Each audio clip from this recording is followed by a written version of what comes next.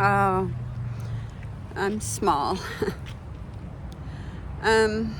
So I thought I would come on here and tell you a little video about what's happening in the planets. I'm gonna forego any exciting correlating experiences that are happening in my life because I want to allow you to check in after I tell you the energies into your own lives and see what's happening. And maybe, we start to discover experiments that do work, and maybe there are experiments that don't work so well. So, having said that, I've had an eventful morning. No more to say about that right now. I would just like to start to talk about this astrology today. And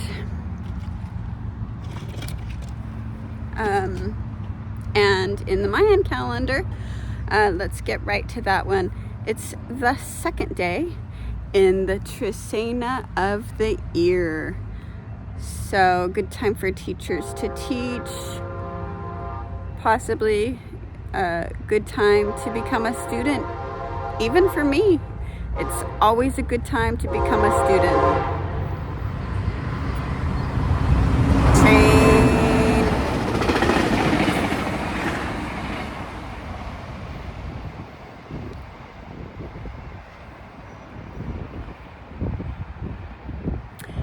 It seems like astrology is in the pit of my gut. It's like it's in my hara. It's in my inner child. It's in my organs. It's in my life machine, my heart and my breath. So what I found today is just that the moon is it has one node in Taurus. All you earth-centric, garden-centric,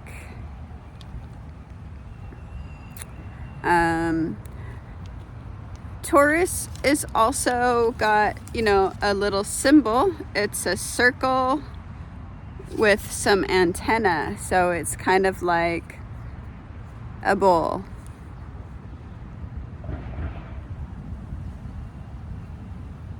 Not a bowl that you eat from, but it could be maybe like a bowl with a spoon. Taurus is sharing a similarity with Aries, that it does like to feel that it knows what is good. It also likes to believe that it has a more stable and grounded thing. So one of the sides of the moon, should you be very community gathering or women or childbirth or focused on the darkness and trying to bring light into the world type of people, I guess right now it's a really good time. I feel like I'm just letting my dreams go.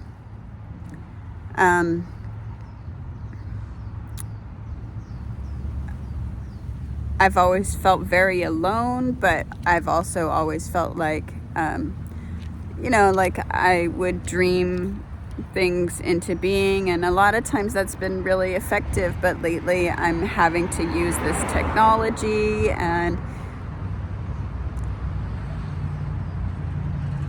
I find it really challenging. Another thing that's in line with using this technology and finding it challenging is that the sun, our daily bread, is opposing the moon in Capricorn. So the moon in Capricorn is got Taurus and Scorpio retrograde and it's sitting in Capricorn.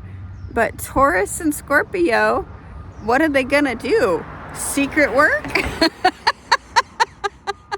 Yes, exactly. Taurus and Scorpio may find the darker side of themselves by the moon and decide that now is a good time to take actions.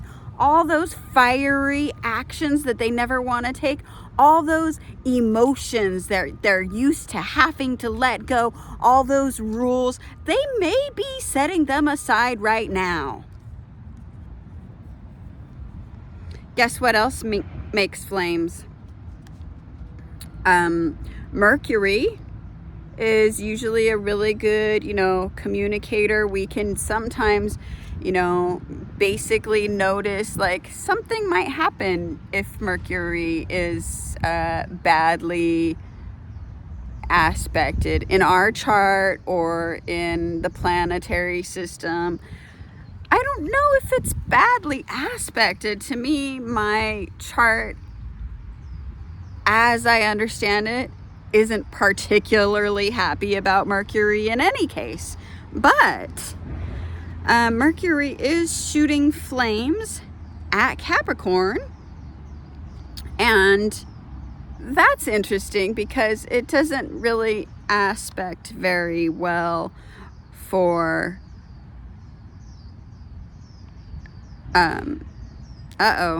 for Neptune and Jupiter, who are in respectively opposite signs, Pisces and Aries.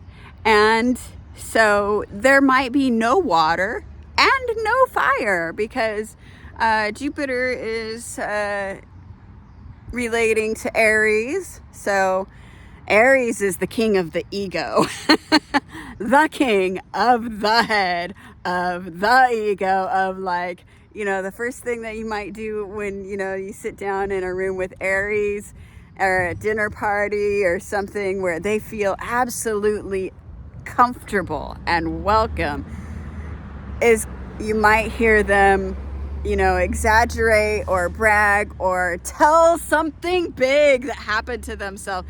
I got kicked out of my house today. They might want to brag about anything, and they might, you might not even know what they said. You just know that they're feeling really big about it. That's a typical Aries trait for you. They're very fire. They're very self. They're very unto themselves, and they like to win, and they like to start things. And well, I don't know what that means.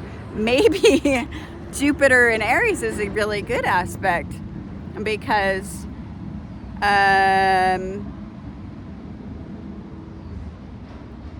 I would like to handle my money through Jupiter 99% of the time. Aspecting with Pisces is Neptune. Now, I don't know if you think that that's a positive trait, but I like Pisces in Neptune anytime. Even if Mercury is saying, hey, you motherfuckers, I got some juices for y'all, which doesn't happen from Mercury because Mercury is basically just going to sit around and try to control things.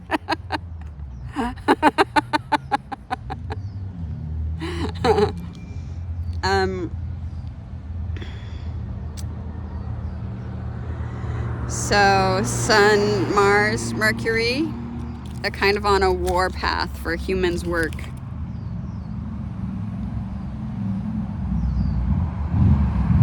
That's what I'm getting out of it.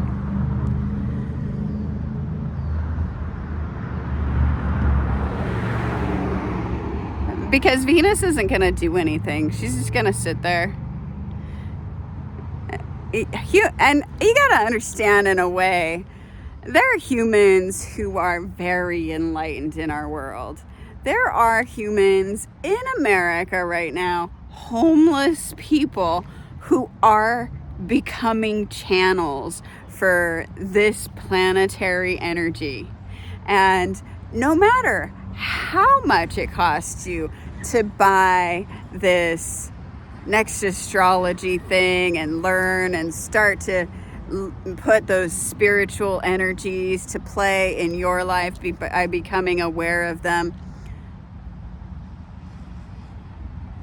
I love that people will do that. It's very needed, but many people haven't gotten to the stage of having opinions about what they like or what they don't like.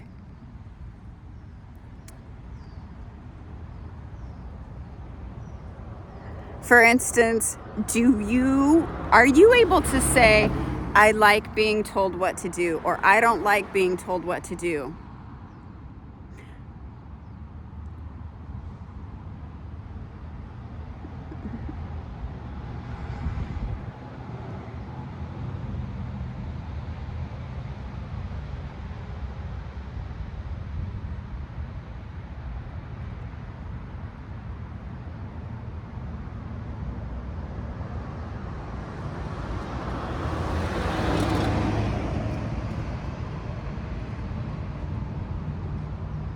Can you answer a question about your mood?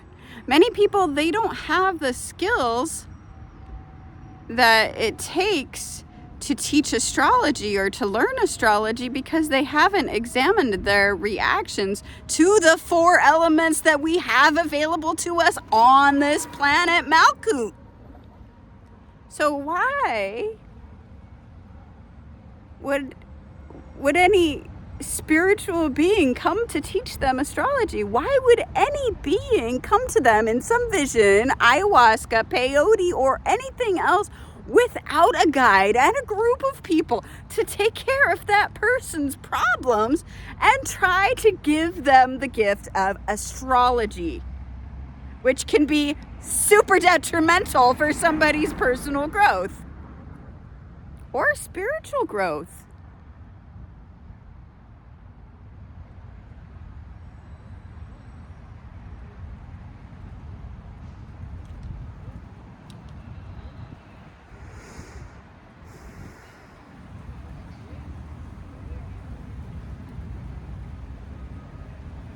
That's all I wanted to say. Namaste. I hope you find yourself, and give that guy a big hug for me.